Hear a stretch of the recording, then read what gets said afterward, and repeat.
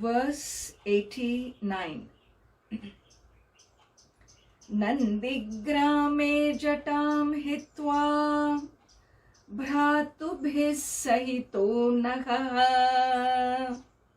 Nandigrame jatam hitva bhratubhis sahito nagha. Rama Sita manuprapya Rajyam punaravaptavan. Rama Sita manuprapya Rajyam punaravaptavan.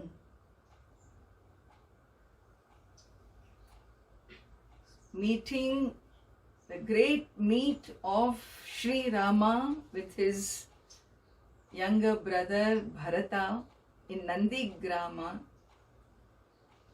A great meeting in which it was very clear that Bharata was no more interested to rule the Rajyam, to rule the kingdom of Ayodhya. He was very clear, and he declares to Sri Rama that this Ayodhya was given to me by you. I give it back to you. I'm unable to bear this weight or this burden of this rulership because no one can follow your footsteps, O Rama. In saying this, still when he says this, he makes it very clear that people understand, that everyone understands he did not rule Ayodhya for 14 years and made that country a pauper. He describes the efficiency of his rule as to how everything became tenfold. Bhavataha tejasa sarvam kritam dasha gunam maya. Tenfold was increased by me. Whatever you touch, whether you touch the storehouse, you touch the army, you touch whatever the resources, everything has become tenfold in this rulership by your grace, by your radiance. And this is something that must be ruled by you alone. And so please take this back. The throne has found his king back, and this is the happiest day for me. Thus saying, Sri Rama accepts and says, so be it. He accepts this Rajyam. Once the kingdom was accepted, they are all still in Nandigrama on the outskirts of Ayodhya city. So now time has come to return to this city. Remember, 14 years they had those matted locks of hair, all of them. And so they disentangled the matted locks. They bathed, they adorned themselves in those royal robes.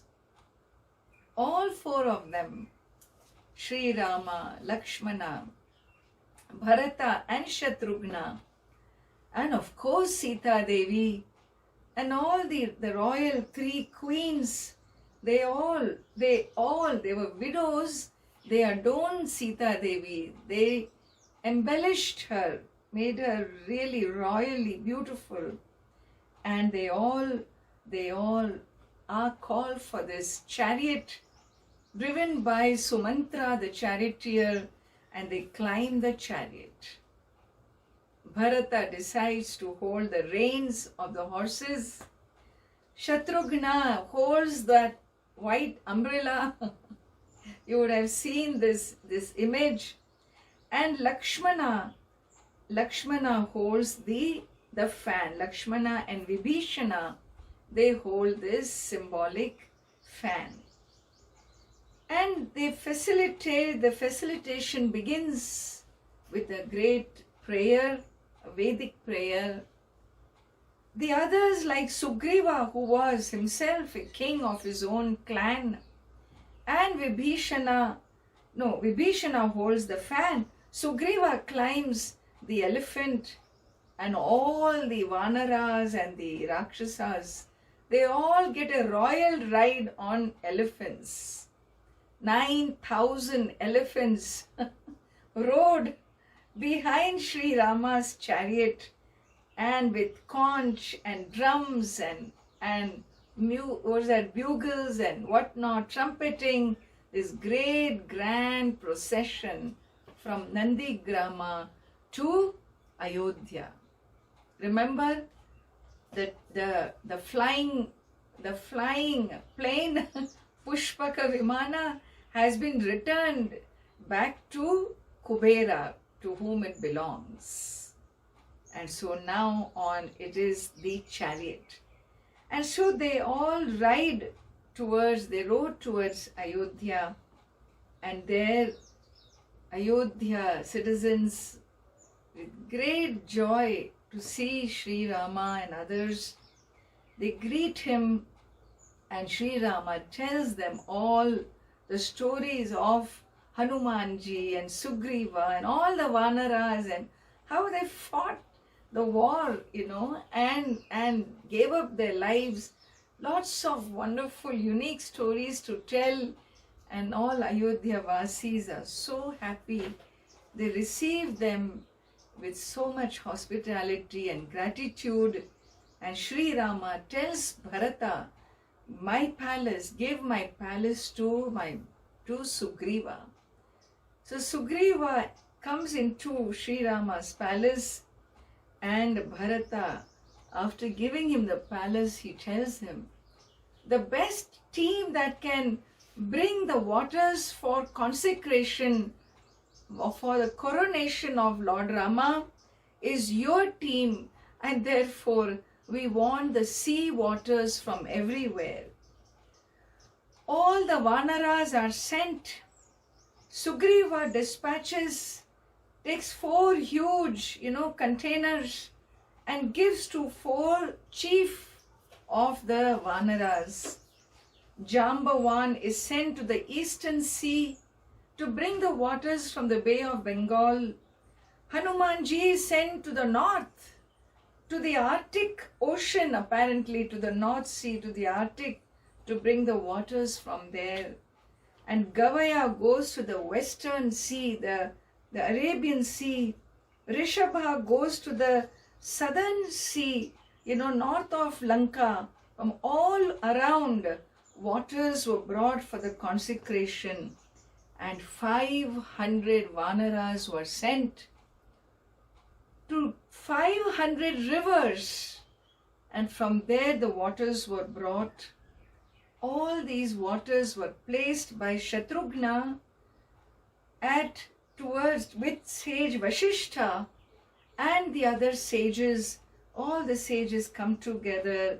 Sage Vasishtha, Sage Vamadeva, Jabali, Sage Kashyapa, Sage Katyayana, Sage Suyagnya, Sage Gautama Rishi, and Rishi Vijaya.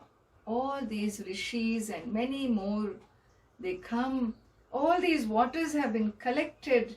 He is really a Raja of the Yuga. He was a Raja of the Yuga, and therefore his dharma ruled the universe. And lots of devatas come. They all offer crown and jewels and necklaces and whatnot. And so here you have Sri Rama. This time Shatrughna continues to hold that light umbrella. Not that it's going to rain or there is sun, but that is the kingly, royal umbrella. They don't call it the umbrella, they call it some parasol or something like that. There is an expression for that. Parasol. So he holds the parasol, and Lakshmana and Bharata, they stand on 2 sides with hands folded. And you have Sugriva and Vibhishana with the large fan, and Sri Rama is wearing this gold necklace that Vayu Devata has given. All the jewels that have been given to them, well, as he sits on that throne with Sita Devi next to him, there is so much to give away. All the Brahmanas were given 100,000 horses and cows and bulls, 30 crores of gold coins and jewels were given, 30 crores of gold coins. Sugriva was given a heavenly garland of gold, jewels, gems. Angada received armlets with gems, and Vayu Devata was that pearl necklace that was given, that was handed over by Sri Rama to Sita Devi. She takes that, but she wants to give this beautiful, unique, celestial pearl necklace, and she looks for Hanumanji. Where is he? Well, Sri Rama, understanding her intentions, he declares, "O Queen, give this necklace to whomsoever you are pleased with." And Sita Devi takes that pearl necklace and puts it on Hanumanji's neck. Well, Sri Rama honors Vibhishana. He honors Sugriva, he honors Hanumanji, he honors Jambavan, the great king of bears, and all the leaders of the Vanaras were honored. And with this great consecration of Sri Rama takes place. After the consecration, with all the Vedic chants and whatnot, whole Ayodhya is waiting and watching with tears of joy and thrill. There is nothing but celebration and festivity. They are so filled, their hearts are filled. It's nothing but time for rejoicing. Sri Rama is back. The king is back to where he belongs. Ayodhya deserved no less, and so Ayodhya received, the throne of Ayodhya received its rightful Raja. And with this great, wonderful closure of Sri Rama's coronation, well, all the Vanaras then returned to their places, Kishkinda. Yes, Vibhishana enters Lanka, and some of the Asuras, Rakshasas who came with him, they also go back to Lanka, and Sri Rama rules over the kingdom of Ayodhya. And here, how was the rule of Sri Rama is described very, very beautifully. And he says, "Prahrishta mudito lokaha tushtaf pushta sudharmikaha." प्रहृष्टमुदितो लोकः तुष्टः पुष्टसुधार्मिकः Niramayo hyarogascha durbiksha bhayavarjitaha. निरामयो ह्यरुगश्च Niramayo hyarogascha durbiksha bhayavarjitaha. निरामयो ह्यरोगश्च दुर्भिक्षभयवर्जितः. So here, in this section, from verse 90 to 96, 97, it is declared, this is how Sri Rama's rule will be. Understand, in Valmiki Ramayana, he predicts when Sri Rama comes, this is how the rule would be. This is how the rule would be, will be. And so that is what is said here. When the king is righteous, when the king is dharmika, the rulership, the praja, the society which he governs, how will they be? How do they be? How do they behave? What happens in a rulership where the king has exalted dharma, the post-conventional dharma? Very beautifully these verses describe, and it says, there is subhiksham in the country. There is nothing but prosperity when the king is dharmika. And so, prahrishya muditaha lokaha. So lokaha, the people would be what? Prahrishya muditaha.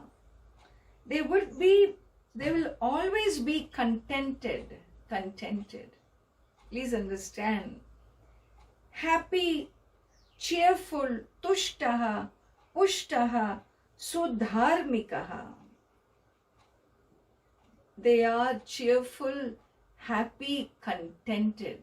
When the king is righteous, when his dharma is post-conventional, understand, in his dharma the power of compassion is at its height, where everything he does has an inclusive ethic. There is no such thing called fallout, nothing, no fallouts. Fallouts are not allowed.